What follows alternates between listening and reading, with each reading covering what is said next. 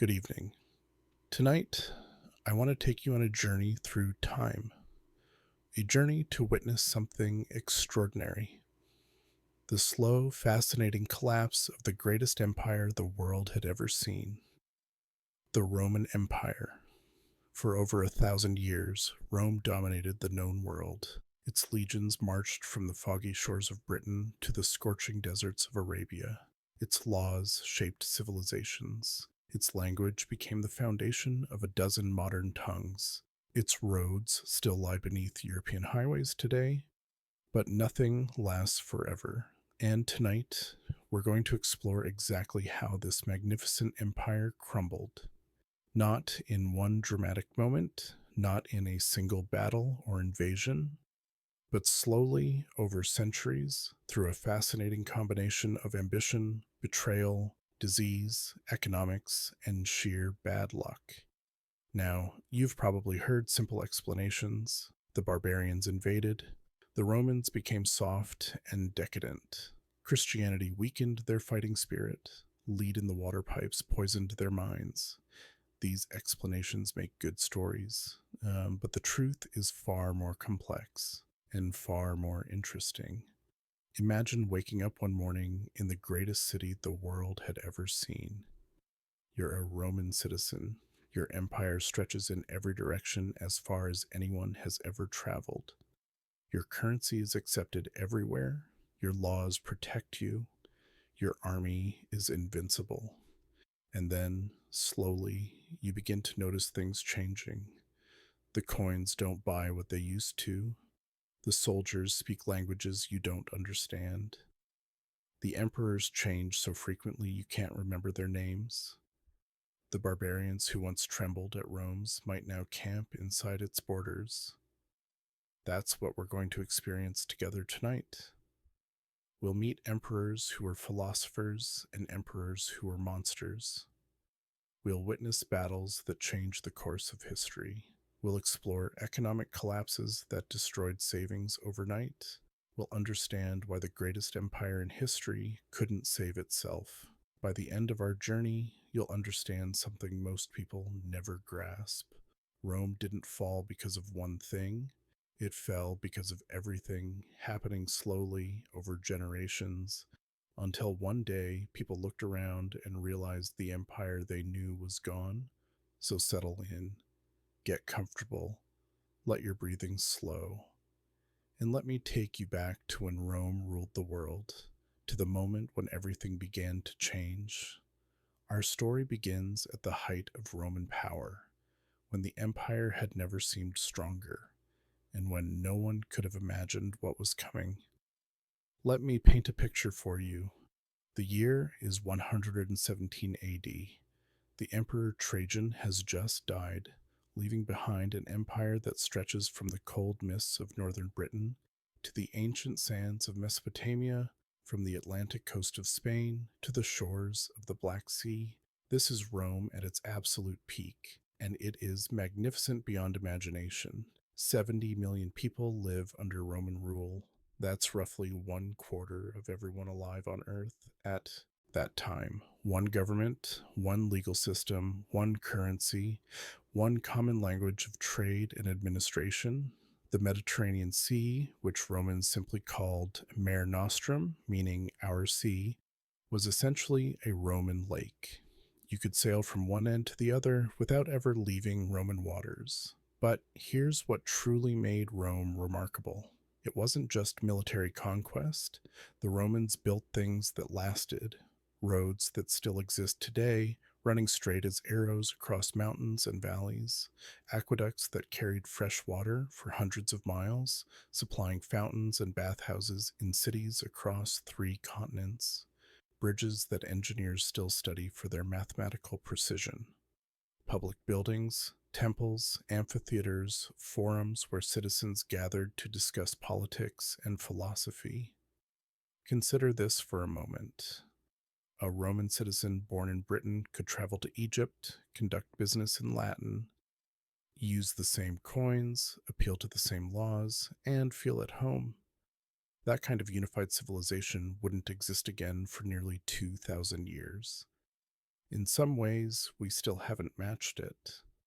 The Roman legal system formed the foundation for modern law across Europe and beyond.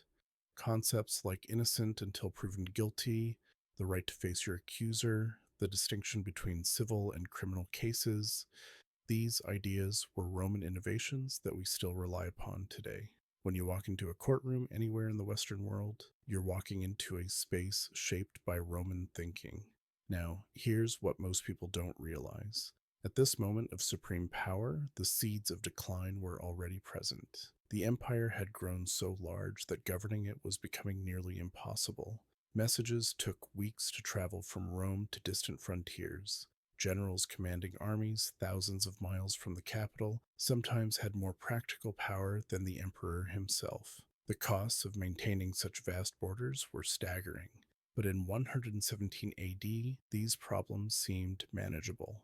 Rome had overcome challenges before. It had survived civil wars, foreign invasions, even the burning of the city itself. Surely it would continue forever. That's what everyone believed. That's what Romans had believed for centuries. The empire's greatest strength was also becoming its greatest weakness. It was simply too big, too complex, too expensive to maintain, but no one wanted to admit that. No one wanted to consider that the eternal city might not actually be eternal. And so Rome continued, magnificent and confident, unaware that the long, slow decline had already begun. The next few emperors would determine whether Rome could sustain its greatness or whether the cracks would begin to show. As it turned out, Rome was about to enter a golden age, a period of peace and prosperity that would be remembered as the finest era in Roman history. But golden ages, by their nature, don't last, and this one would end with a single fateful decision. After Trajan came a remarkable succession of rulers who would later be called the Five Good Emperors: Nerva, Trajan, Hadrian, Antoninus Pius, and Marcus Aurelius. Together, they presided over nearly a century of unprecedented peace and prosperity. Historians often call this period the happiest in human history, and there's good reason for that assessment. What made these emperors different was something surprisingly simple. They didn't pass power to their sons. Instead, each emperor adopted the most capable man he could find and made him his successor. Merit, not blood.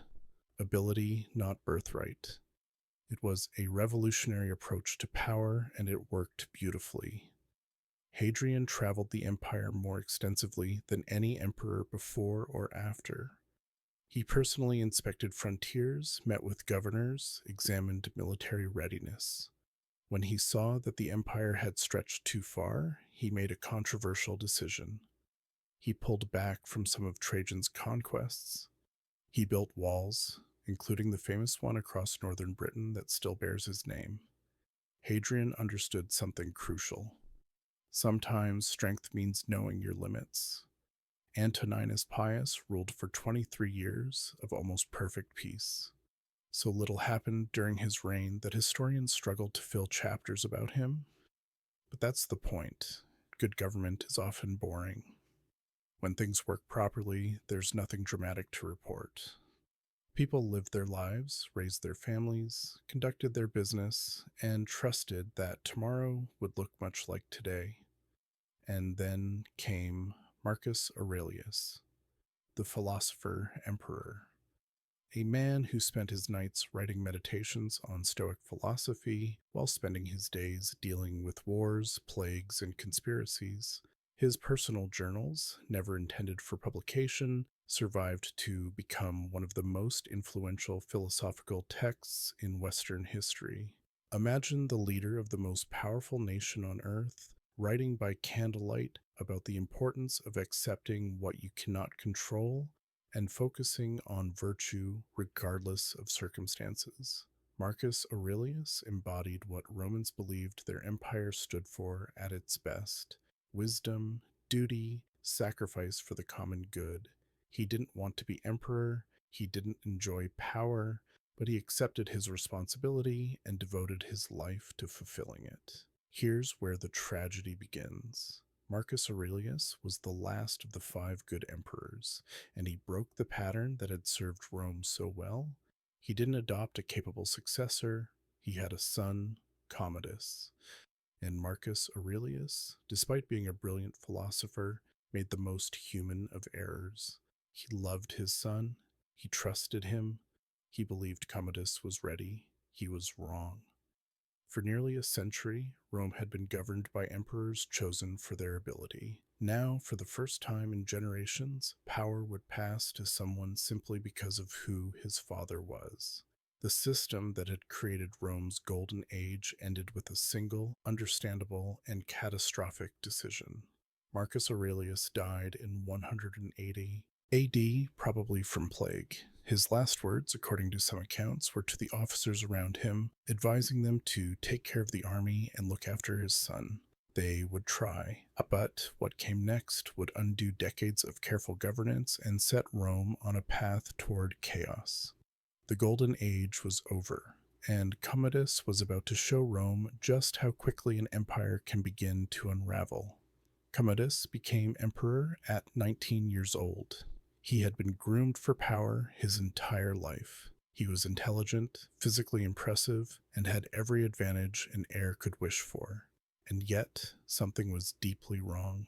Within months of taking power, Commodus revealed a personality that would horrify Rome and ultimately doom his reign. The new emperor had no interest in governing.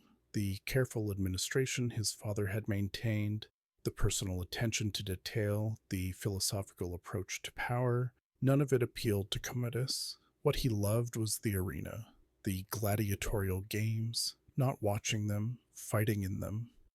Now, you need to understand what this meant to Romans. Gladiators were entertainers, yes, but they were also the lowest class of society. Slaves, prisoners, criminals. For an emperor to fight as a gladiator was unthinkable. It would be like a modern head of state becoming a reality television personality while still in office. Actually, it was worse than that. Much worse. Commodus didn't just fight occasionally, he became obsessed. He appeared in the arena hundreds of times, always winning because, of course, no opponent dared actually harm the emperor. He dressed as Hercules, wearing lion skins and carrying a club. He demanded to be worshipped as Hercules reborn. He renamed the months of the year after his own titles.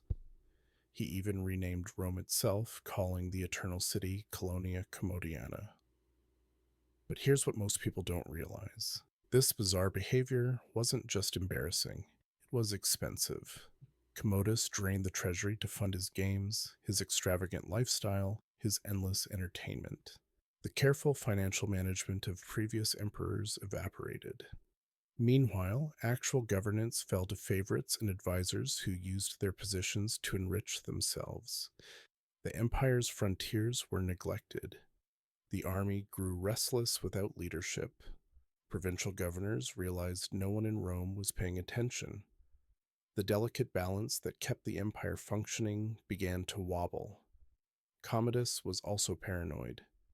He executed senators and advisors at the slightest suspicion of disloyalty. He saw conspiracies everywhere, which created actual conspiracies. When you execute enough people for imaginary plots, eventually the survivors decide they might as well plot for real. In 192 AD, after 12 years of misrule, Commodus's closest circle decided he had to go. His wrestling partner, a professional athlete named Narcissus, strangled him in his bath. The Senate immediately declared his memory damned, ordering his statues destroyed and his name erased from public inscriptions, but the damage was done. Commodus had demonstrated something dangerous. The emperor was not untouchable.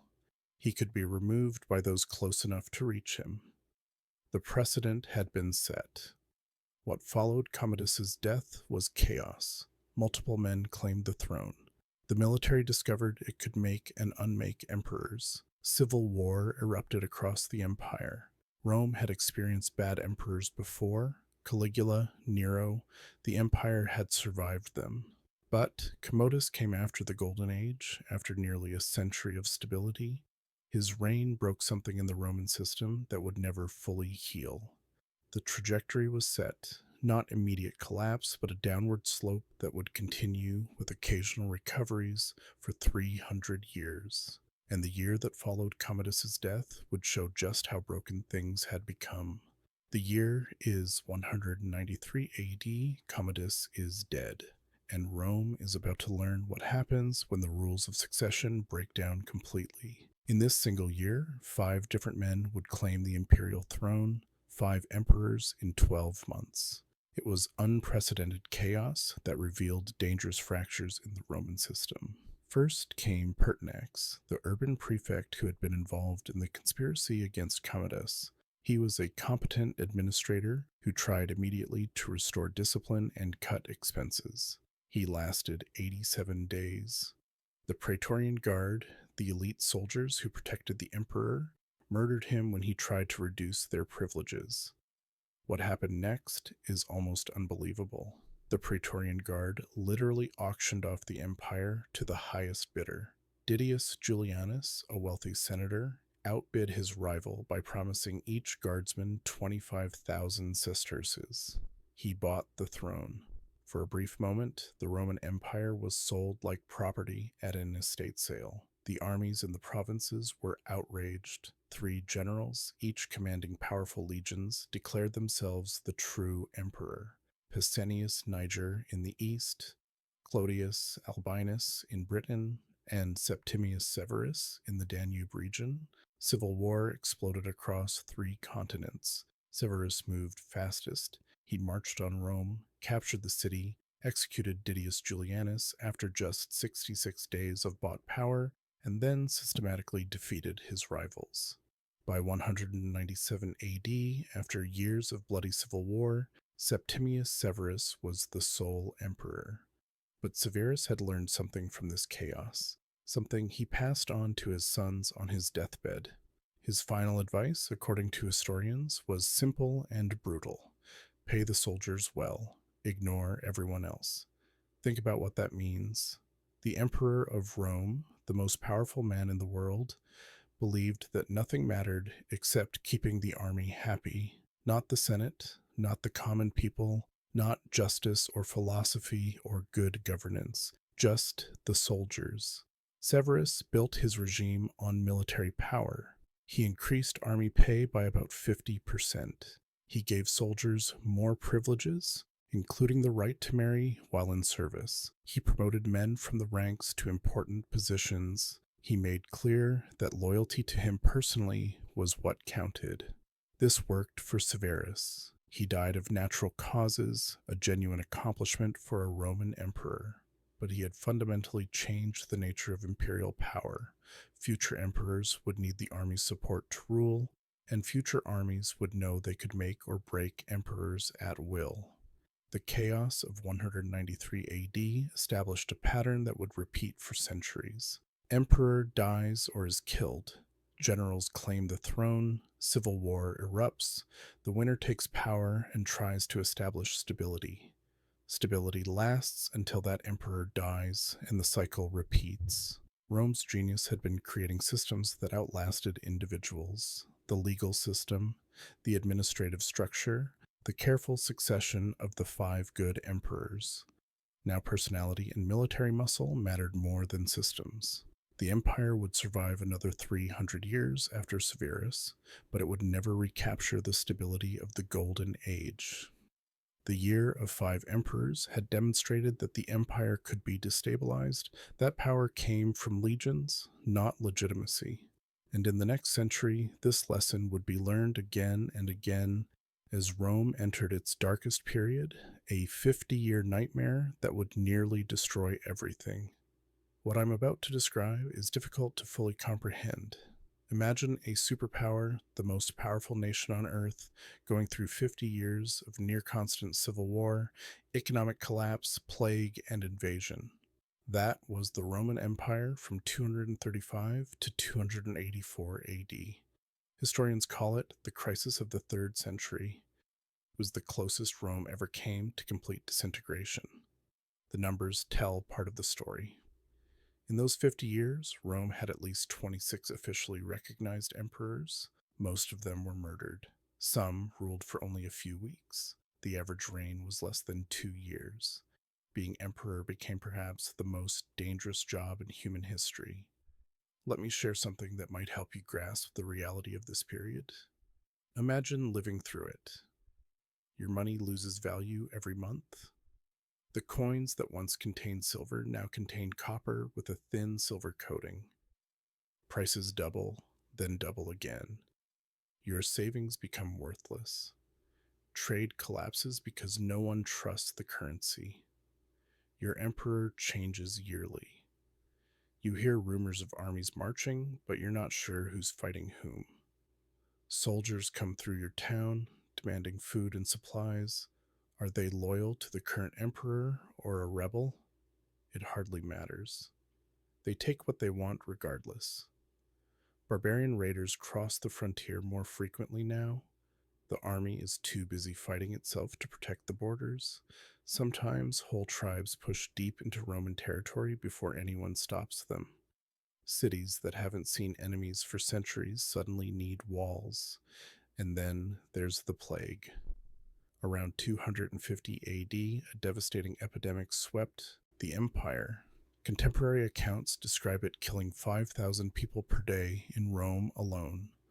Modern estimates suggest the plague reduced the empire's population by perhaps a third over 20 years. Fewer people meant fewer soldiers, fewer farmers, fewer taxpayers. The empire was bleeding out.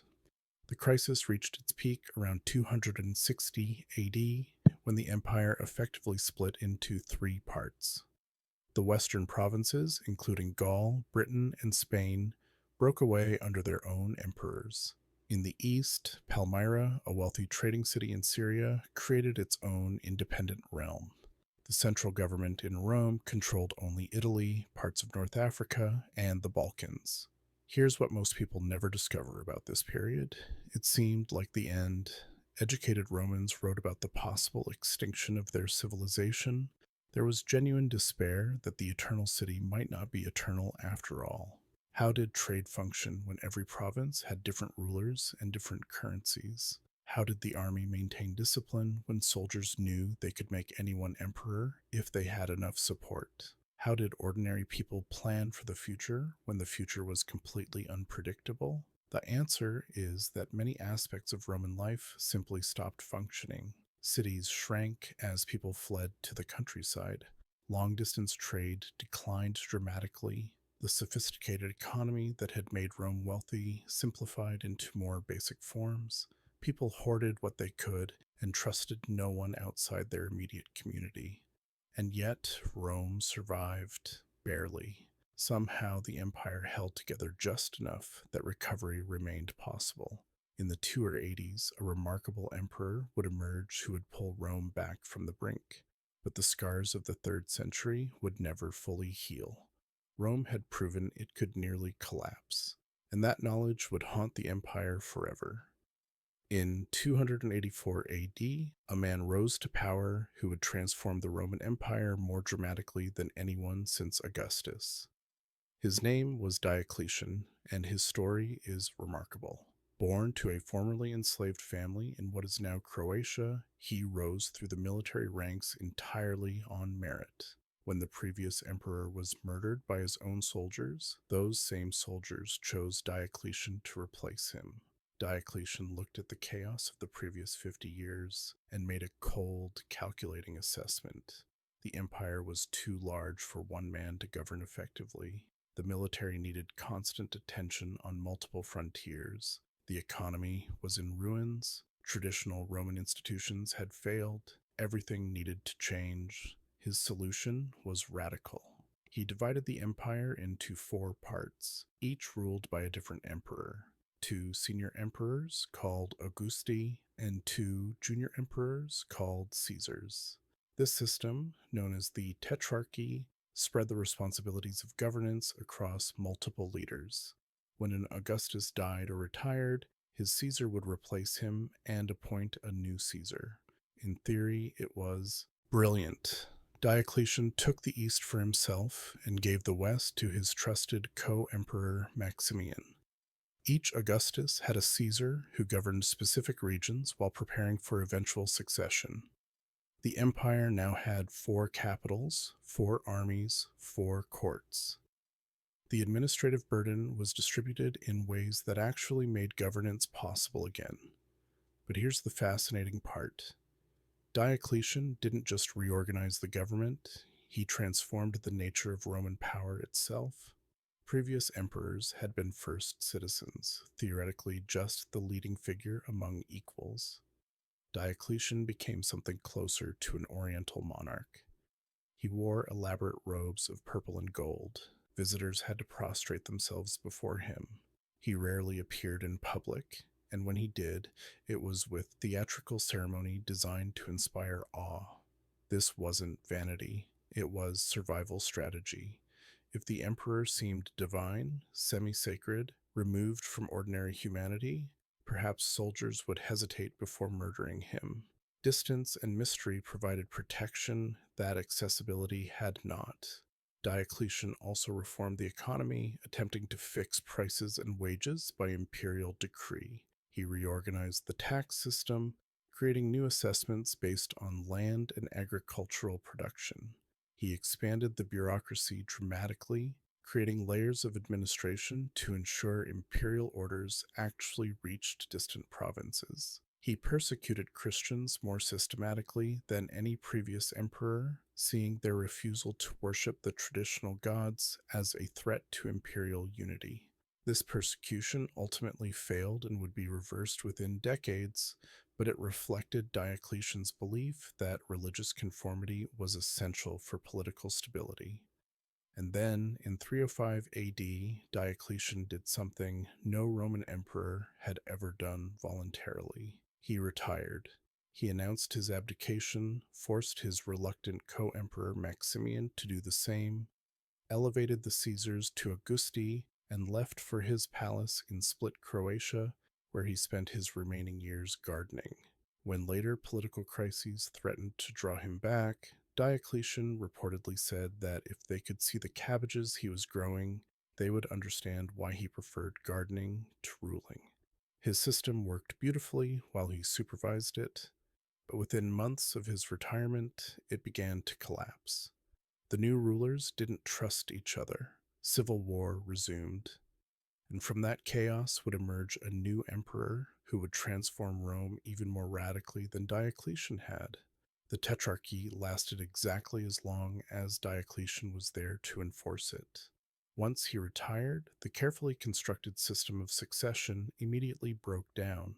Sons demanded to inherit their father's positions. Ambitious generals saw opportunities. Within a few years, the empire was again consumed by civil war, with as many as 6 men claiming imperial authority simultaneously. From this chaos emerged Constantine. His father had been one of Diocletian's, Caesar's, governing Britain and Gaul. When his father died in 306 AD, Constantine's soldiers proclaimed him emperor. It took nearly 2 decades of political maneuvering and open warfare before Constantine finally defeated his last rival and reunited the empire under his sole rule. But here's what changed everything.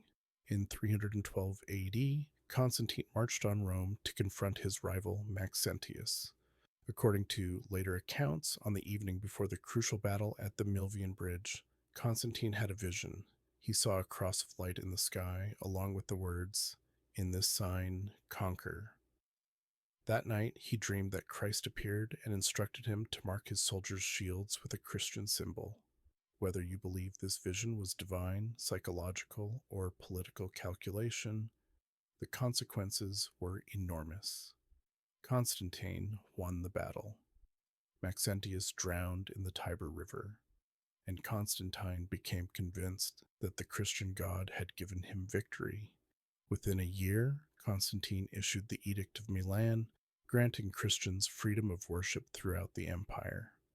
The persecution that Diocletian had intensified was completely reversed. Christians who had been hiding in catacombs and facing execution suddenly found themselves favored by the most powerful man in the world. Constantine didn't make Christianity the official religion immediately.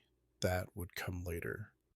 But he supported the church financially, built magnificent basilicas, intervened in theological disputes, and surrounded himself with Christian advisors. By the end of his reign, the transformation of Roman religion was irreversible. But Constantine changed more than Rome's faith. He changed its geography. Looking at the empire strategically, Constantine decided Rome itself was poorly positioned. It was too far from the crucial eastern frontiers where most military threats originated, too distant from the wealthy provinces of Egypt and Syria, too burdened by traditional senatorial families who resented imperial authority. In 330 AD, Constantine founded a new capital on the site of the ancient Greek city of Byzantium. He called it Constantinople, the city of Constantine, modern Istanbul. It was positioned perfectly at the crossroads between Europe and Asia, protected by water on three sides, controlling the vital strait between the Mediterranean and Black Seas. This decision would shape history for 1,000 years. Constantinople would become the center of a civilization that preserved Roman traditions long after the Western Empire fell. It would survive sieges, plagues, and invasions. It would keep burning when Rome itself went dark. Constantine died in 337 AD, baptized as a Christian on his deathbed. He left an empire transformed beyond recognition from the one Augustus had founded 3 centuries earlier. New religion, new capital, new understanding of what Rome meant and what it could become. But the West, the original heartland of Roman power, was about to face challenges that Constantine's new order couldn't prevent. The barbarians were coming, and this time they wouldn't be stopped at the frontier. Now, we need to talk about the barbarians. And here's something that might surprise you. Almost everything you think you know about them is probably wrong.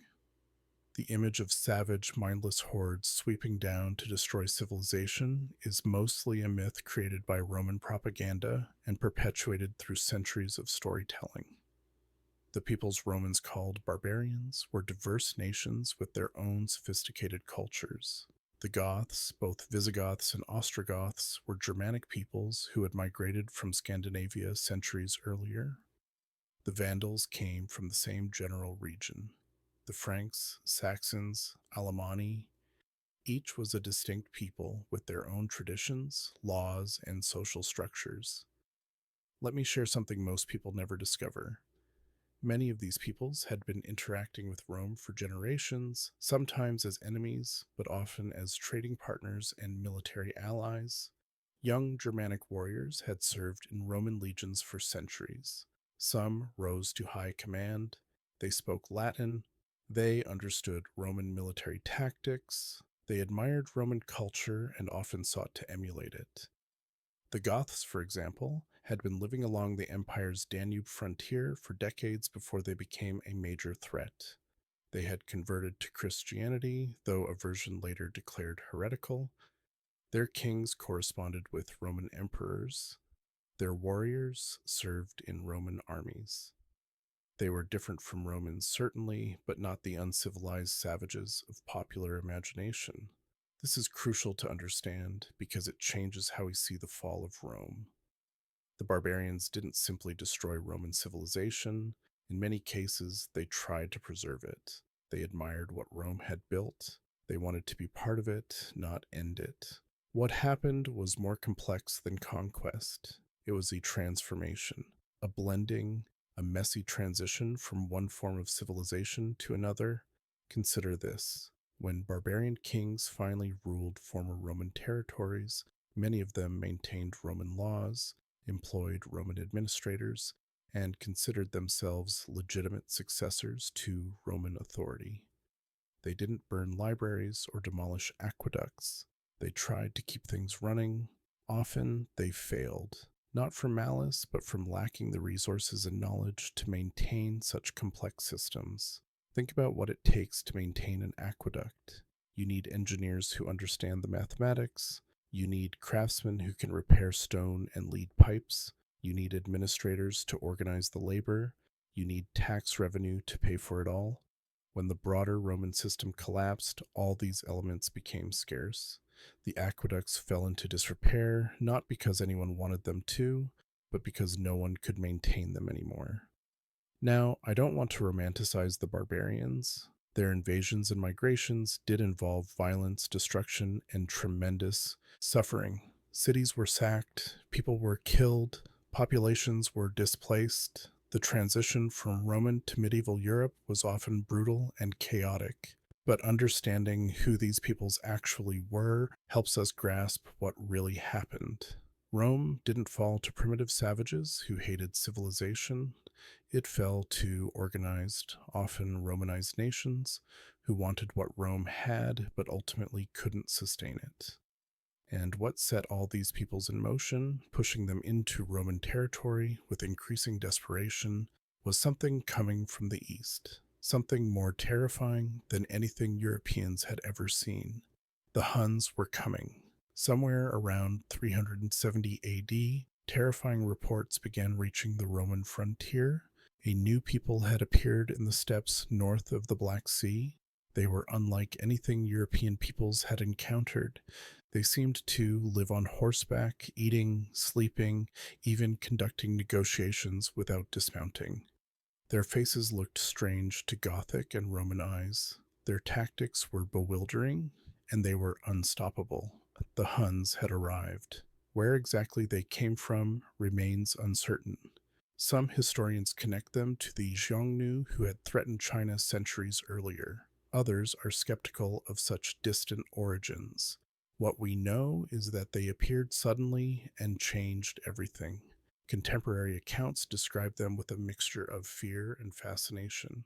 The Roman historian Ammianus Marcellinus wrote that they were so hardy they needed no fire or seasoned food. They ate roots and half-raw meat, which they warmed slightly by placing it between their thighs and their horses' backs. Whether these descriptions are accurate or exaggerated, they capture the shock the Huns inspired. Their military tactics were devastating. They were master horsemen who could shoot arrows accurately while riding at full gallop. They feigned retreats to draw enemies into ambushes. They appeared, struck, and vanished before conventional armies could respond. Germanic peoples who had successfully resisted or negotiated with Rome for generations found themselves helpless against these mounted warriors. Here's what the Huns did that mattered most for Rome's story. They didn't immediately invade the empire themselves. Instead, they set everyone else in motion. Like a stone dropped in a pond, their arrival created ripples that pushed peoples westward and southward, directly into Roman territory. The Goths felt the pressure first. Tribes that had lived for generations along the Danube suddenly faced an impossible choice: stand and fight the Huns, which meant probable annihilation, or flee south into Roman territory, seeking sanctuary behind the empire's borders. In 376 AD, Gothic leaders approached Roman authorities with an unprecedented request. They wanted permission to cross the Danube and settle within the empire. Tens of thousands of men, women, and children, entire nations on the move, asking Rome to take them in. The Emperor Valens agreed. It seemed like a good deal. Rome got potential soldiers and taxpayers. The Goths got safety from the Huns. Everyone benefited. Except it didn't work out that way. Roman officials responsible for receiving the Goths were corrupt and incompetent. They exploited the desperate refugees, selling them dog meat at outrageous prices, even reportedly trading children for food.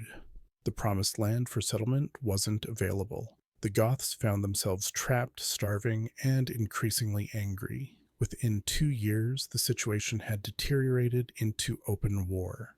The Goths, who had come as refugees, now ravaged Roman territory as enemies. Valens decided to crush them militarily before they could spread further. What happened next would send shockwaves through the empire. A single battle that would demonstrate, for the first time in centuries, that Rome was no longer invincible. A day that changed how Romans saw their future. The armies met near the city of Adrianople on a hot August afternoon in 378 AD, and by the time the sun set, the Roman world would never be the same again.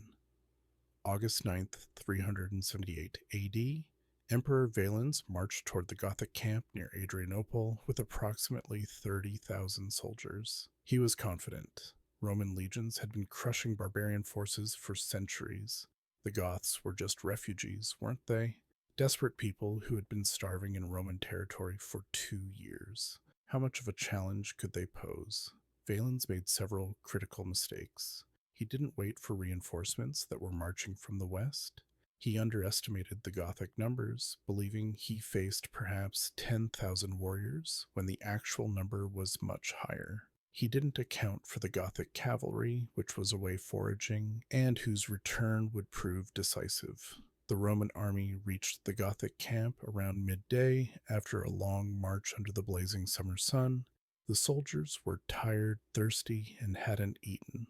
Valens began negotiations, possibly trying to buy time while his troops rested. Hours passed, the sun beat down. Roman soldiers stood in formation, their armor growing increasingly hot. Then, suddenly, the Gothic cavalry returned. Thousands of horsemen came crashing into the Roman flanks without warning. The surprise was complete. Roman infantry formations, which required space to maneuver effectively, found themselves compressed into a tighter and tighter mass. Soldiers couldn't raise their swords. Shields pressed uselessly against the bodies of comrades. The slaughter was comprehensive. By the time darkness ended the killing, 2/3 of the Roman army lay dead on the field. Among the fallen was Emperor Valens himself. His body was never found, presumably trampled beyond recognition or burned when the Goths set fire to a farmhouse where wounded Romans had taken shelter. Now, here's why this battle matters so much. Rome had lost battles before. Rome had even lost emperors before. But Adrianople was different. The psychological impact across the empire was devastating. For centuries, Roman military superiority had been assumed. Barbarians might win skirmishes, they might raid border territories, but in a pitched battle, Roman discipline and training would prevail. That assumption died at Adrianople. The empire's military reputation, its aura of invincibility, was shattered in a single afternoon. The historian Ammianus Marcellinus, who lived through this period, compared Adrianople to Rome's worst defeats, including Cannae, where Hannibal had annihilated a Roman army 6 centuries earlier. But Rome had recovered from Cannae, rebuilt its armies, and ultimately defeated Carthage. Could it recover from Adrianople? The answer was yes, but with permanent consequences. Theodosius Thrasymachus, who became emperor in the east after Valens's death, eventually made peace with the Goths, but it was a different kind of peace. The Goths weren't defeated or dispersed. They were settled as foederati, allied peoples who would fight for Rome in exchange for land and payments. In practice, this meant large, organized groups of armed barbarians living within Roman territory, owing loyalty to their own kings, maintaining their own laws and customs. Rome had not conquered them. It had accommodated them because it no longer had the strength to do otherwise. Adrianople didn't end the Roman Empire. The empire would continue for another century in the west and another millennium in the east. But it marked a turning point. The balance of power had shifted, and Rome would spend its remaining decades trying to manage forces it could no longer control. Theodosius, when it came to power in the aftermath of Adrianople with an almost impossible task, the Eastern Roman army had been destroyed.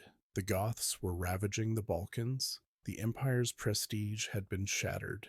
And yet, over the next 16 years, Theodosius would stabilize the situation, reunite the empire under his sole rule, and make decisions that would shape Western civilization for centuries to come. His first challenge was dealing with the Goths. Lacking the military strength to defeat them, Theodosius negotiated. The Treaty of 382 AD was unprecedented. For the first time, Rome officially settled a barbarian people within its borders as a distinct self governing entity. The Goths received land in the Balkans. In exchange, they would provide military service to the empire. It was a practical solution to an impossible situation, but it set a dangerous precedent. Theodosius is remembered today primarily for his religious policies. In 380 AD, he declared Nicene Christianity the only legitimate religion of the Roman Empire. All other forms of Christianity were condemned as heresy. Pagan worship was progressively restricted and eventually banned altogether. The old gods of Rome, Jupiter and Mars, and all the others who had been worshipped for over 1,000 years were now illegal. Temples were closed. The eternal flame of Vesta, which had burned in Rome for centuries, was extinguished. The Olympic Games, held every 4 years since ancient Greece, were banned as a pagan festival. An entire religious world was systematically dismantled. This was a revolutionary transformation. For most of human history, religion had been tied to specific places, peoples, and traditions. Now, a universal religion, demanding exclusive loyalty and missionary expansion, became the official faith of the world's greatest empire. The consequences would echo through history in ways Theodosius couldn't have imagined. Theodosius also managed to reunite the empire, though through civil war rather than diplomacy. When the Western Emperor Valentinian II died under suspicious circumstances, Theodosius marched west, defeated the usurper who had taken power, and brought both halves of the empire under his personal control. For a brief moment, in 394 AD, one man again ruled everything from Britain to Mesopotamia. It would be the last time this happened. When Theodosius died in January 395 AD, he left the empire to his two sons. Arcadius, aged 17, received the east. Honorius, aged 10, received the west. The division was meant to be administrative, not permanent. Previous emperors had divided responsibilities many times, but this time it stuck. The eastern and western halves would never again be truly reunited under a single ruler. They would develop separate court cultures, face separate challenges, and ultimately experience very different fates. Let me share something most people don't realize. Theodosius was the last Roman emperor who actually controlled the empire through personal authority. His sons were figureheads dominated by powerful generals and court officials. From 395 AD onward, real power in the Western Empire increasingly lay not with the emperor, but with whoever commanded the army. And the man who would dominate Western politics for the next decade was not Roman at all. He was half Vandal, a barbarian by blood who became Rome's most capable defender. His name was Stilicho, and his story is one of the most tragic in Roman history. Stilicho was the most powerful man in the Western Roman Empire for over a decade. He commanded its armies, he directed its policies, he protected its child emperor, Honorius, who was his son-in-law. And he was half Vandal, the son of a barbarian cavalry officer who had served in the Roman army. This is the paradox of late Rome. By the end, many of its greatest defenders were themselves barbarians by ancestry. The old distinction between Roman and barbarian had become hopelessly blurred. Men whose grandfathers had fought against Rome now fought to preserve it. Stilicho faced an empire in crisis. The Visigoths, under their ambitious king Alaric, had been causing trouble since Theodosius's death. They wanted land, recognition, and a formal position within the imperial system.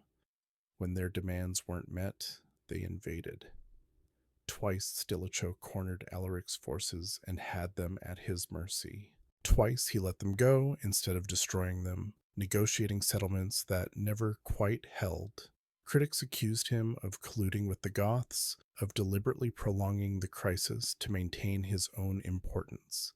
Defenders argued he needed Gothic warriors for the Empire's other pressing problems, and there were plenty of problems. In 405 AD, a massive barbarian host crossed the Alps into Italy. Stilicho gathered every available soldier, including withdrawing legions from Britain that would never return, and destroyed the invasion at the Battle of Fiesole. It was a brilliant military victory, but it came at tremendous cost. The Western Empire's reserve forces were depleted. The defenses of distant provinces were permanently weakened. Here's what most people don't realize about Stilicho.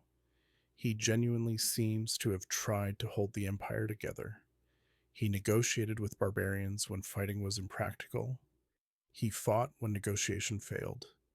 He navigated the treacherous politics of the imperial court while simultaneously managing military crises across multiple frontiers. But he had enemies. Powerful Romans resented being ruled by a half-barbarian. They whispered that Stilicho planned to make his son emperor. They accused him of treason, of secret deals with barbarians, of plotting against Honorius himself. In 408 AD, these enemies convinced the weak and fearful emperor that Stilicho had to die. Stilicho could have resisted. He commanded the army's loyalty. He could have marched on the imperial court and seized power for himself. Instead, he surrendered to his fate. He took sanctuary in a church. When soldiers came to arrest him, he accepted it. He was executed in August 408 AD. What happened next proved how catastrophic his removal was. Thousands of barbarian soldiers serving in the Roman army, men whose families had been massacred by anti-barbarian mobs, encouraged by Stilicho's enemies, deserted to Alaric's Goths. The army that Stilicho had built, loyal to Rome despite their origins, now became its enemy. Alaric, who had been contained for years, suddenly faced no effective opposition. He marched toward Rome itself, demanding payment in land that the court refused to provide. The negotiations dragged on. The court dithered, and Alaric grew impatient. Rome had killed its best defender. Now it would face the consequences. For the first time in 800 years, a foreign enemy would enter the Eternal City not as a captive or supplicant, but as a conqueror. The unthinkable was about to happen. August 24th, 410 AD.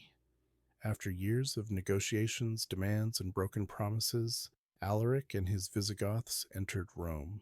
Someone opened the Salarian Gate, possibly Gothic slaves inside the city, possibly desperate citizens hoping to end the siege. The details remain unclear. What matters is that the walls that had protected Rome for centuries were breached. For 3 days, the Visigoths occupied the city that had ruled the world. They took what they wanted. They destroyed what they chose. Churches were respected as sanctuary, and those who sheltered there were generally spared. But the city was systematically stripped of portable wealth. Gold, silver, precious objects accumulated over centuries were carried away. Now, let me put this in perspective. Rome had not been captured by a foreign enemy in 800 years, not since the Gauls in 390 BC, before Rome had even begun its imperial expansion. The city that had conquered Carthage, Greece, Egypt, and Britain had seemed utterly inviolable. Its walls hadn't been breached, its legions hadn't failed. Rome was eternal. Until suddenly it wasn't. The psychological impact cannot be overstated. Saint Jerome, writing from faraway Bethlehem, expressed the shock felt across the Mediterranean. "My voice sticks in my throat," he wrote, "and sobs choke my words. The city which had taken the whole world was itself taken." Pagans blamed Christianity. They said Rome had fallen because it had abandoned the old gods who had protected it for centuries. Christians blamed pagans, saying Rome was being punished for its centuries of persecution and sin. St. Augustine wrote his massive work, The City of God, partly in response to this crisis, arguing that earthly cities always fall, but the spiritual city of God endures forever. Here's something that might surprise you about the sack itself. It was relatively restrained by the standards of ancient warfare. Alaric was a Christian, and he had his troops respect church sanctuary. Many buildings were left standing. The population was not systematically massacred. Within 3 days, the Goths left, marching south with their plunder. Alaric himself died later that year, reportedly buried in a riverbed in southern Italy with his treasures. The river then returned to its course to hide the location forever. His successor led the Visigoths out of Italy entirely, eventually settling them in southern Gaul and Spain, where they would establish kingdoms that lasted for centuries. Rome recovered after a fashion. People returned, life resumed. The emperor still ruled from Ravenna, where he had hidden behind marshes while his capital burned. The empire continued to function, increasingly poorly. But something had fundamentally changed. Rome was not invincible. Rome could be conquered. The Eternal City was, in the end, just a city, built by humans, vulnerable to humans, subject to the same forces of time and violence as any other place. The sack of 410 was not the end of the Western Empire. That would take another 66 years. But it was the moment when everyone, Roman and barbarian alike, realized that the end was possible. The empire that had seemed as permanent as the sun could fall. And once that possibility became thinkable, it became increasingly likely. The Western Empire had perhaps 2 generations left, and its trajectory from here would be steadily, relentlessly downward. Let me tell you about the most remarkable journey in barbarian history. The Vandals began somewhere in what is now Poland. By the end of their wanderings, they ruled North Africa and had given their name to a form of destruction we still reference today. Their story shows how completely the Roman world was transforming. Pushed by the same pressures affecting all the Germanic peoples, the Vandals moved westward, crossed the frozen Rhine on the last day of 406 AD, and swept through Gaul. They continued into Spain, where they carved out territory alongside other barbarian groups. But Spain wasn't their destination. In 429 AD, led by their king Gaiseric, the Vandals crossed the Strait of Gibraltar into North Africa. This was strategic genius. North Africa was the breadbasket of the Western Empire. Egyptian grain fed the East, but Africa fed Rome itself. Whoever controlled Africa controlled whether Rome ate. Gaiseric was perhaps the most capable barbarian king of the era. He conquered Carthage in 439 AD, capturing the Western Empire's most important port and its crucial grain supply. He then did something truly innovative. He built a fleet. The Mediterranean had been a Roman lake for centuries. Now, a barbarian kingdom had warships. The Vandals became pirates raiding the coasts of Italy, Sicily, and the eastern Mediterranean. Trade routes that had functioned for generations became dangerous. The economic integration that had made the empire prosperous began to fracture. In 455 AD, political chaos in Rome gave Gaiseric an opportunity he couldn't resist. The emperor had been murdered. The new ruler was weak and contested. Gaiseric loaded his fleet and sailed for Rome itself. The sack of 455 was far more thorough than Alaric's assault 45 years earlier. The Vandals spent 14 days systematically stripping the city. They took everything of value they could carry, including the treasures of the Jewish temple in Jerusalem, which had been stored in Rome since Titus captured them nearly 400 years before. They also took prisoners, including the empress and her daughters. One of these princesses would eventually marry Gaiseric's son, connecting the Vandal royal line to the Roman imperial family. The boundaries between Roman and barbarian continued to blur in ways that would have been unthinkable a century earlier. Here's what most people don't realize. The Vandals didn't destroy randomly. The word vandalism is actually unfair to them. They looted systematically and efficiently, but they didn't burn the city or massacre its population. They were after wealth, not destruction for its own sake. But the loss of Africa was catastrophic for the Western Empire. Without African grain, Rome's population declined. Without African tax revenue, the imperial government couldn't afford its armies. Without African ports, Mediterranean trade contracted. The Vandal conquest accelerated economic collapse that was already well underway. Gaiseric ruled until 477 AD, outliving the Western Empire itself. His kingdom in North Africa would endure for another half century until the Byzantine Empire finally reconquered it. But by then, the Western Roman Empire had been gone for generations. The Vandals were just one group among many carving pieces from Rome's dying body. As the 5th century progressed, the Western Empire shrank and fragmented until the imperial title became almost meaningless. The end was approaching faster now. The emperors who ruled the Western Empire in its final decades were, for the most part, pathetic figures. They held a title that had once meant absolute power over the known world. Now it meant being a puppet of whichever general was currently strongest, ruling over an ever-shrinking territory, watching helplessly as their domains crumbled. After the Vandal sack of 455, emperors came and went with bewildering speed. Some ruled for years, others lasted only months. Real power lay with the military commanders, who were increasingly of barbarian origin themselves. The emperor sat in Ravenna, safe behind marshes, while barbarian kings carved up Gaul, Spain, and Africa. Consider Majorian, who ruled from 457 to 461. He was perhaps the last capable Western emperor. He personally led military campaigns. He attempted administrative reforms. He tried to build a fleet to reconquer Africa from the Vandals. For a brief moment, it seemed like the empire might recover. Then Gaiseric destroyed Majorian's fleet before it could launch.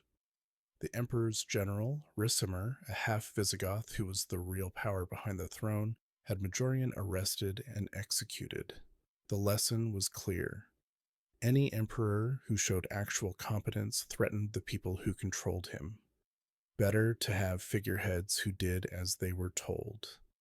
Ricimer dominated Western politics for the next decade, making and unmaking emperors at will.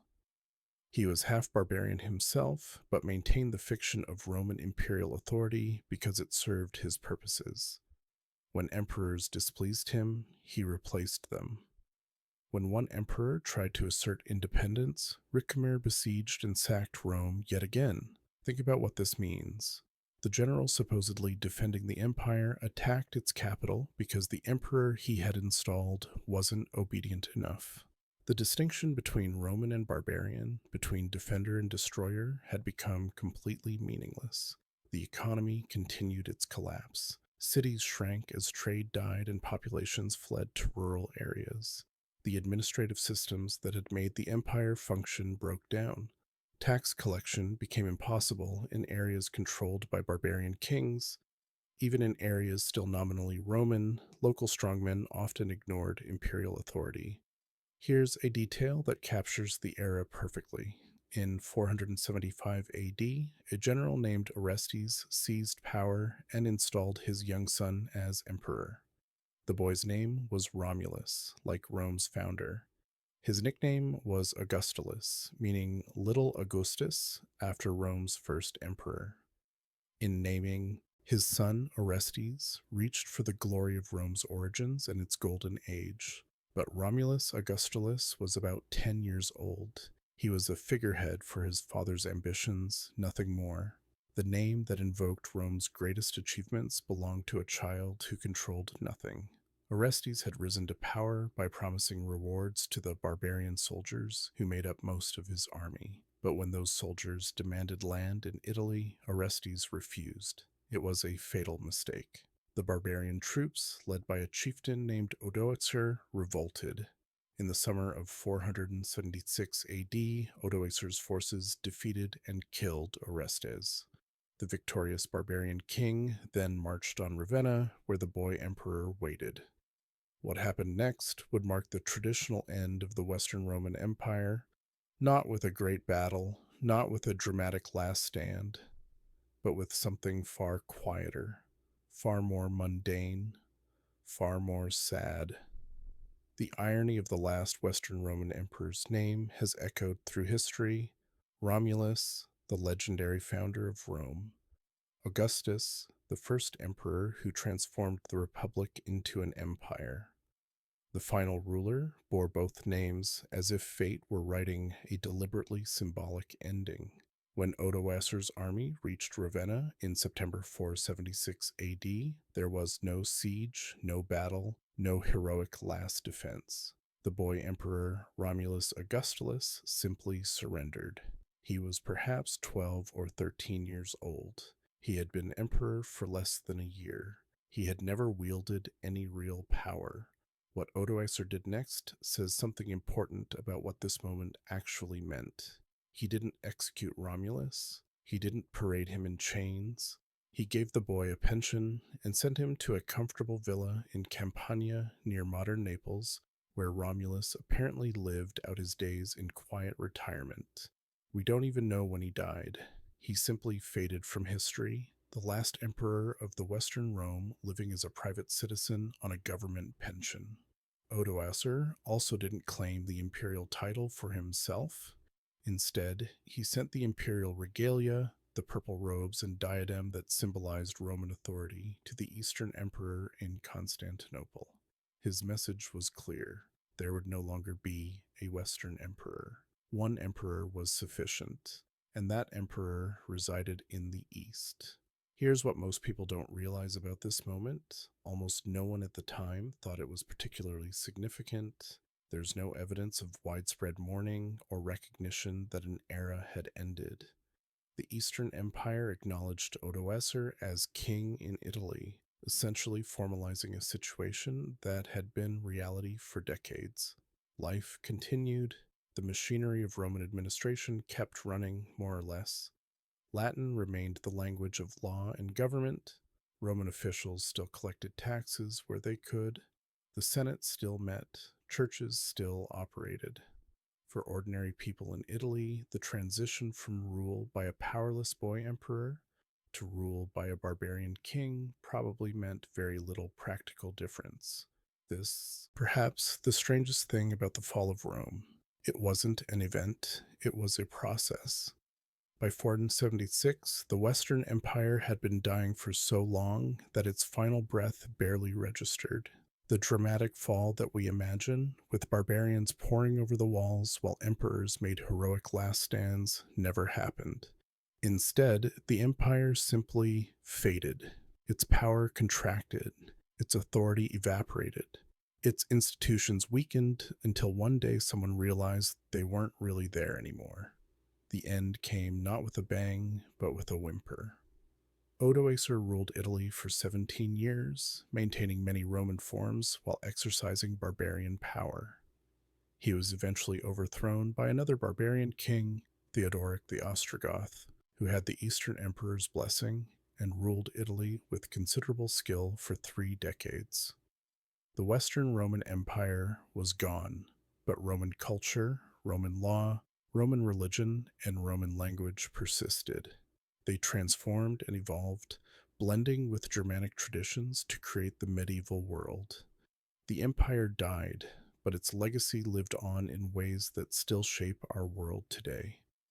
And in the East, something remarkable was happening. The Roman Empire wasn't gone at all.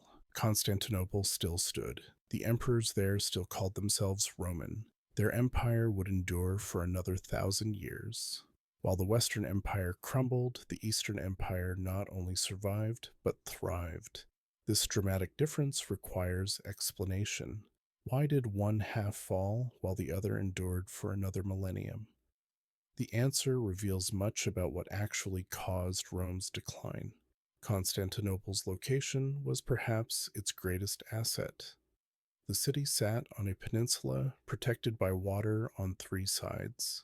The one land approach was fortified with massive walls that were effectively impregnable with medieval technology. For centuries, enemies would break themselves against those walls. The city that Constantine founded in 330 AD would not fall until 1453, over 1,000 years later.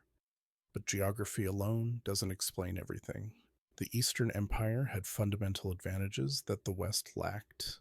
Its provinces were wealthier. Egypt, Syria, and Anatolia had long been the economic powerhouses of the Mediterranean world. Their agricultural production, their trading cities, their populations provided the tax revenue that kept armies paid and administration functioning. The East also faced shorter, more defensible frontiers. Its main military challenge was the Persian Empire along the eastern border, but the Persians were a stable, organized state. They could be fought, negotiated with, and contained. The Persians weren't trying to migrate into Roman territory. They weren't fleeing from something worse behind them. They were a traditional enemy that could be managed through traditional means. The West faced a fundamentally different situation. Its frontiers were longer and harder to defend. The peoples pressing against those frontiers were in motion, pushed by events beyond Rome's control. When the Huns drove the Goths into Roman territory, the West had nowhere to put them and no way to stop them. Here's what most people don't realize about the Eastern survival. The East wasn't immune to barbarian pressure. Constantinople itself was threatened multiple times. Gothic and Hun armies reached the vicinity of the capital, but the East had resources to respond. It could pay tribute when necessary, maintaining walls and armies in the meantime. It could redirect barbarian threats toward the West, which it did deliberately on several occasions. The Eastern emperors generally maintained stronger personal authority than their Western counterparts. They weren't dominated by barbarian generals the way Western emperors were. The Eastern court developed a sophisticated bureaucracy that functioned regardless of who sat on the throne. Institutions proved more durable than individuals. The East also adapted religiously and culturally in ways that unified rather than fragmented the population. Greek gradually replaced Latin as the language of administration. Orthodox Christianity became a binding identity. The empire became less Roman and more Greek, but it never stopped calling itself Roman. Eastern emperors claimed the title until 1453. Consider this remarkable fact. When Justinian, an Eastern emperor, sent armies to reconquer parts of the West in the 6th century, he saw himself as restoring legitimate Roman rule to territory that had been lost. The reconquest failed in the long run, but the attitude reveals how the East saw itself. They were still Roman. The empire continued. Only the western provinces had been lost. What we call the Byzantine Empire, historians' term for the medieval Eastern Roman Empire, was not a successor state or an imitation. It was Rome, continuing in the East while the West transformed into something new. The Roman story didn't end in 476, it continued for another 1,000 years, just not in Rome. Let's talk about money, because understanding the economic collapse of the Roman Empire explains as much about its fall as any military defeat or political crisis. When people lose faith in their currency, everything begins to unravel. In the early empire, Roman coins were genuinely valuable. The denarius, the standard silver coin, contained close to pure silver. The aureus, the gold coin, was solid gold. People throughout the Mediterranean and beyond trusted Roman money because it had real worth. Trade flourished because everyone knew that Roman coins could be exchanged for goods anywhere. Then the debasement began. Emperors facing financial pressure, needing to pay armies and fund wars, discovered they could stretch their precious metals by mixing them with cheaper base metals. A coin that looked like silver might contain only 50% silver, then 30%, then 10%. Eventually, silver coins were bronze or copper with the thinnest silver coating. Imagine what this meant for ordinary people. The coins in your purse looked the same, but they bought less and less. Merchants raised prices to compensate for the decreasing value of currency. What cost 1 denarius under Augustus might cost 50 denarii by the 3rd century. Savings became worthless.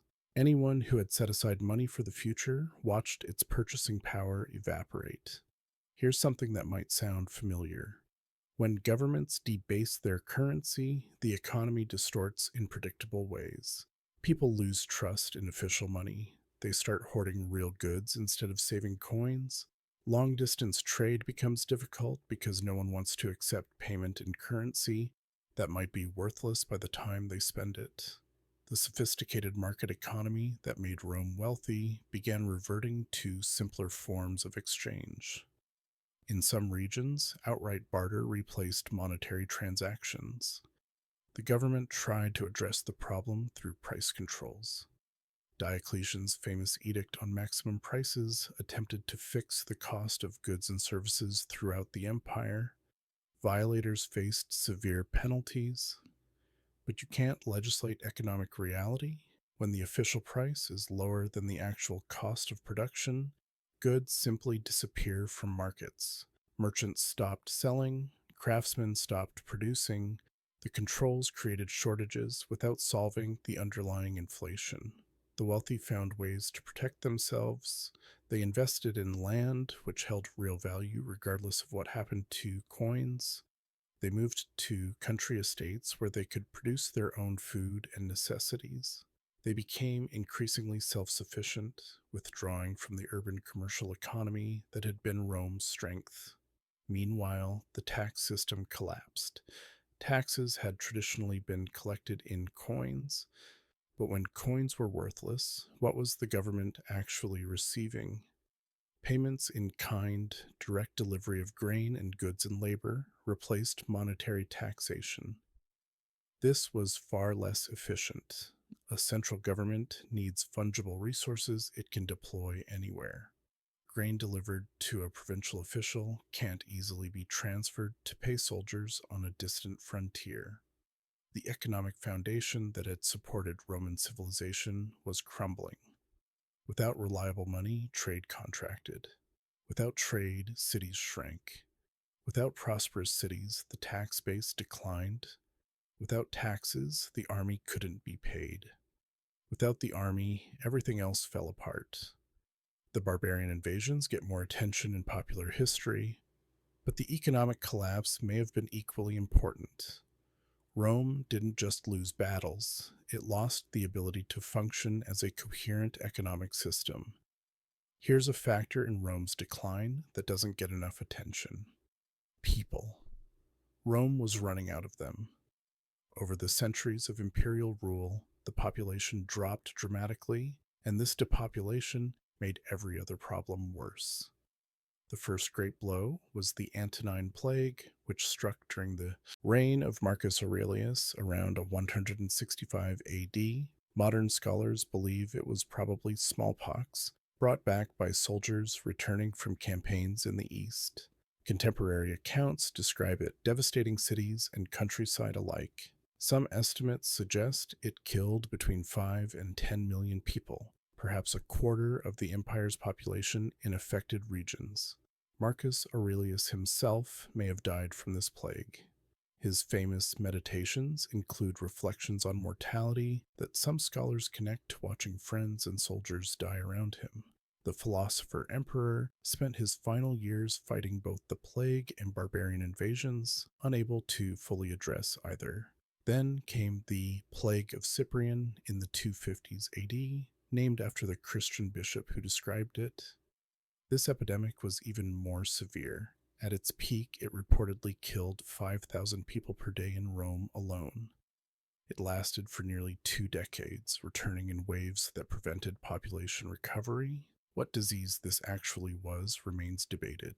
Some possibilities include measles, smallpox, or a viral hemorrhagic fever. Whatever it was, it killed on an enormous scale. One modern estimate suggests the Roman Empire's population may have declined by a third during this period. Think about what depopulation means practically. Fewer farmers means less food. Fewer craftsmen means less production. Fewer merchants means less trade. Fewer taxpayers means less government revenue. And crucially, fewer young men means fewer soldiers. The Roman army had traditionally been recruited from Roman citizens and provincial populations. As the population declined, finding enough soldiers became increasingly difficult. This is one reason why the army became increasingly dependent on barbarian recruits. Rome literally didn't have enough Romans to staff its legions. Depopulation also accelerated urban decline. Cities that had thrived with populations of 50,000 might shrink to 5,000. Buildings fell into disrepair because there weren't enough people to maintain them. Aqueducts failed because there weren't enough engineers to fix them. The infrastructure that made Roman life possible became too large for the shrinking population to sustain. The countryside changed too. Farmland was abandoned.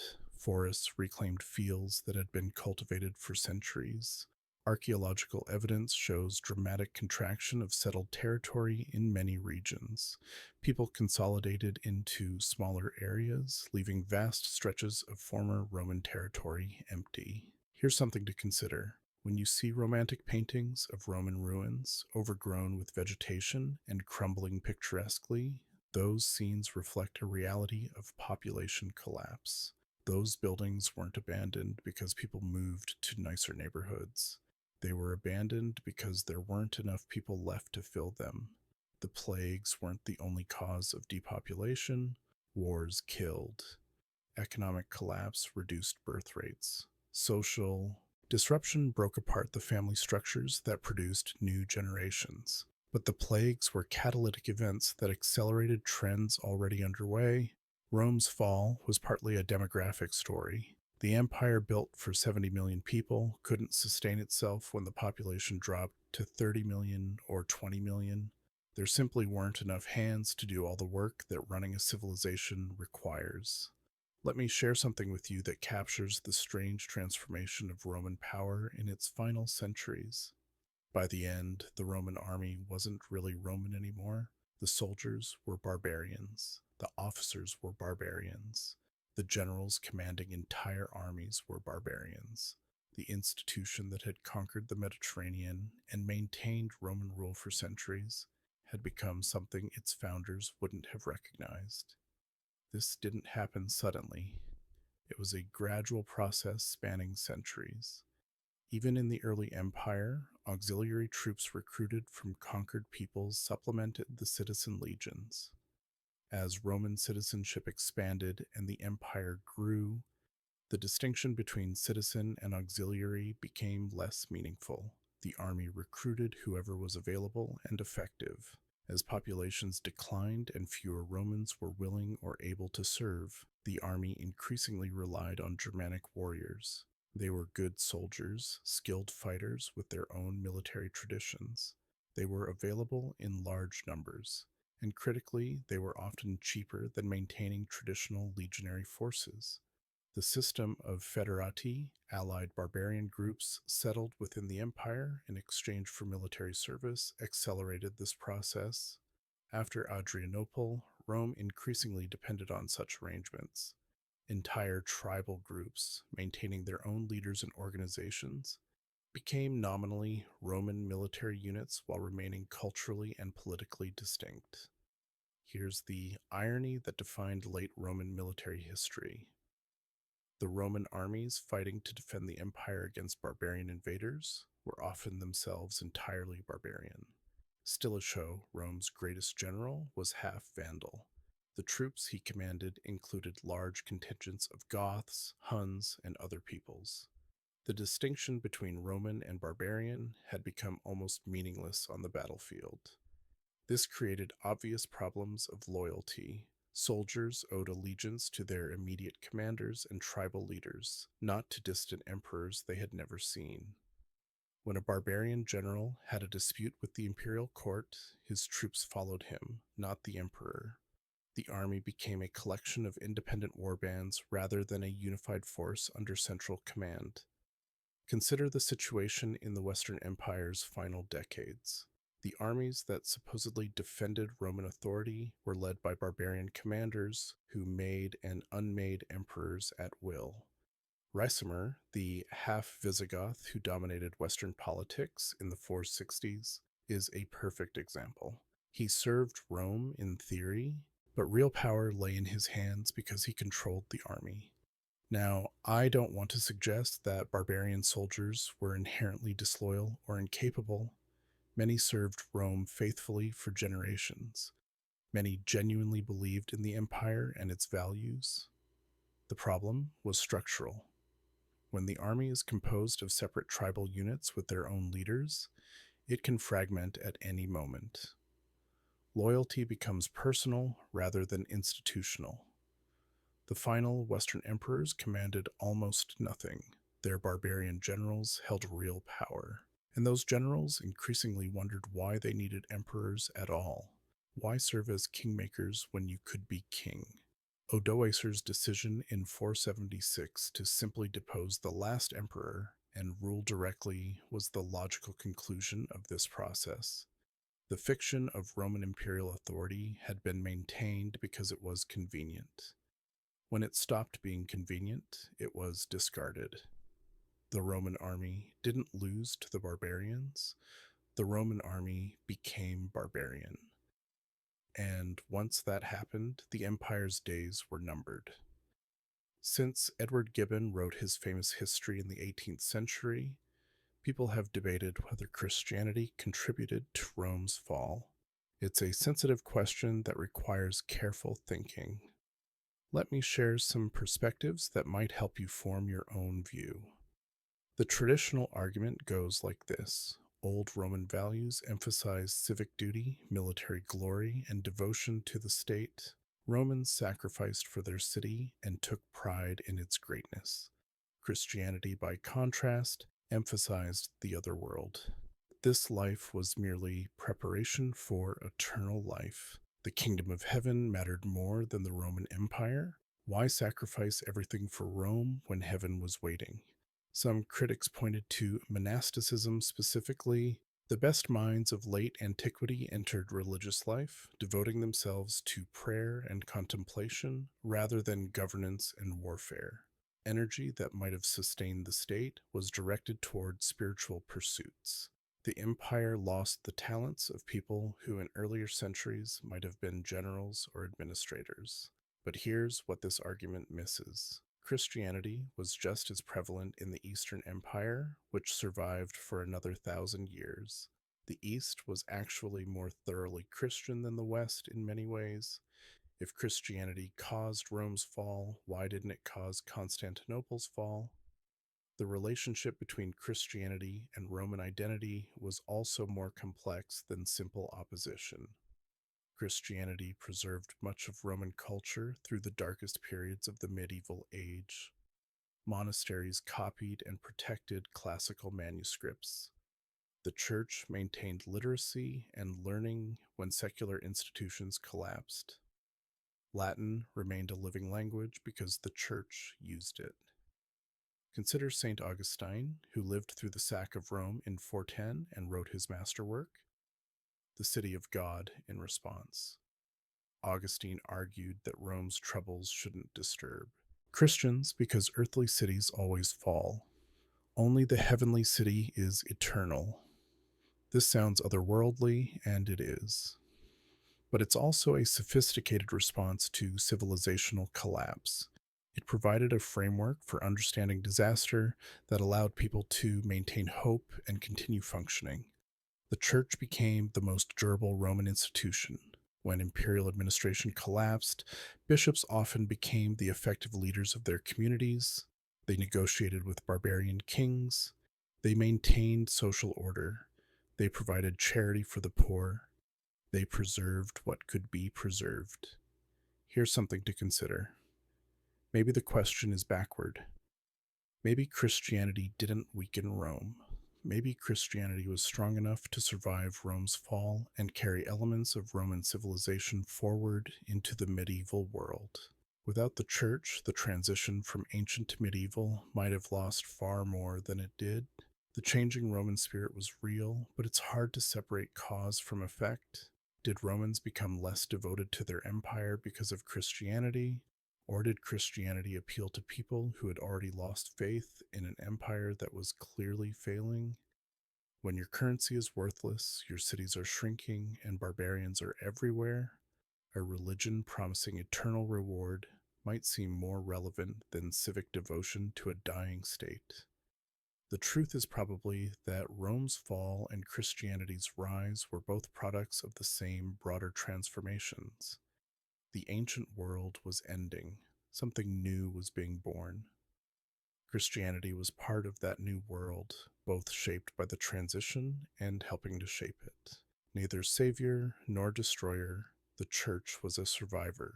It carried Rome's memory into the future. After everything we've explored together, let me share the honest truth about Rome's fall.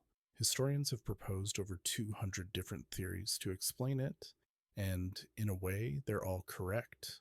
Rome didn't fall because of one thing, it fell because of everything.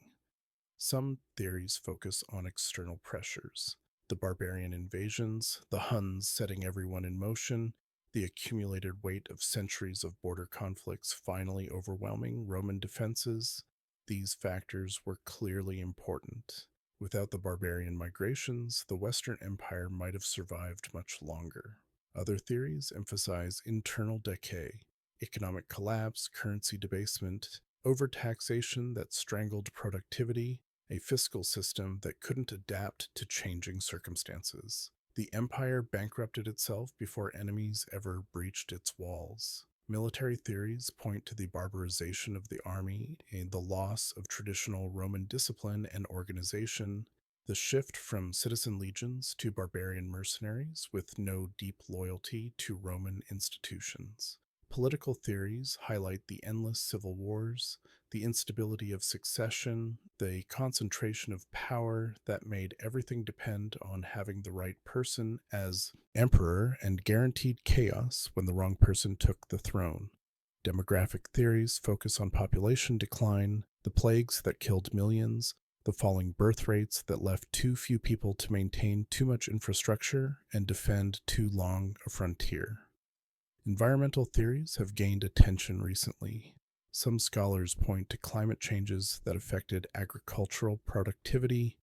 Others suggest lead poisoning from Roman water pipes affected the population's health and cognitive function. Still others examine soil exhaustion in overfarmed regions. Religious and cultural theories argue that Christianity sapped Roman civic spirit, or that Romans simply lost the will and energy that had built the empire in the first place. Here's what I find most fascinating about all these theories. They're not mutually exclusive. They all describe real phenomena that really happened. The question isn't which one is right. The question is how they all interacted, reinforcing and amplifying each other over centuries. Economic collapse made paying the army harder. An underpaid army became less reliable. A less reliable army couldn't defend borders. Poorly defended borders meant barbarian raids. Raids disrupted agriculture. Disrupted agriculture meant less tax revenue. Less revenue meant more economic pressure. The cycle fed on itself. Similarly, plague reduced the population. Fewer people meant less production and smaller armies. Smaller armies meant military defeats. Defeats meant territorial losses. Losses meant less revenue. Less revenue meant worse conditions. Worse conditions might have even made plagues more deadly. The fall of Rome was a complex systems failure. No single cause was responsible. Remove any one factor, and the empire might still have declined, just more slowly or in different ways. This is perhaps the most important lesson for us today. Great civilizations don't fall because of one mistake or one enemy. They fall when multiple pressures accumulate over time, when institutions weaken gradually, when problems compound faster than solutions can be found. Rome's fall took 3 centuries. To people living through it, the decline was often imperceptible. Life continued, people adapted. Only looking back do we see the trajectory clearly. Perhaps that's the most sobering thought of all. The Romans didn't know they were falling, they were just living their lives. And so we come to the end of our journey through the fall of Rome. We've traveled from the heights of Trajan's empire to the quiet moment when a boy emperor handed over his crown and walked away into history. We've met remarkable people along the way. Marcus Aurelius, the philosopher who made one fateful mistake. Diocletian, the former slave who tried to save everything through reorganization. Constantine, who moved the empire's heart eastward. Stilicho, the half-barbarian who died defending a Rome that killed him for his trouble. And Romulus Augustulus, the child with the ironic name who ended an era simply by accepting a pension. The Roman Empire didn't fall in a day or even a decade. It transformed slowly over centuries. The process was often invisible to those living through it. Cities shrank, trade contracted, institutions weakened, and one day people realized that the world their grandparents had known was gone. But here's what I want you to carry with you as you drift toward sleep tonight. Rome's fall wasn't the end of the story. The Eastern Empire continued for another 1,000 years. The Church preserved learning and provided continuity. Latin evolved into French, Spanish, Italian, Portuguese, and Romanian. Roman law shaped legal systems still functioning today. The roads Romans built carried traffic for centuries after the empire fell. Rome didn't simply vanish, it transformed. It became the foundation for medieval Europe and eventually for our modern world. The ideas, languages, laws, and traditions that Romans developed are still with us, woven so deeply into our civilization that we barely notice them. Great civilizations leave legacies that outlast their political structures. Rome's borders disappeared, its emperors are dust, but its influence continues, invisible but ever present. Rest well tonight, knowing that the past never truly vanishes. It lives on in us, in our languages and laws, in the very way we think about the world. The empire fell, but the story continues. Sleep peacefully, my friend.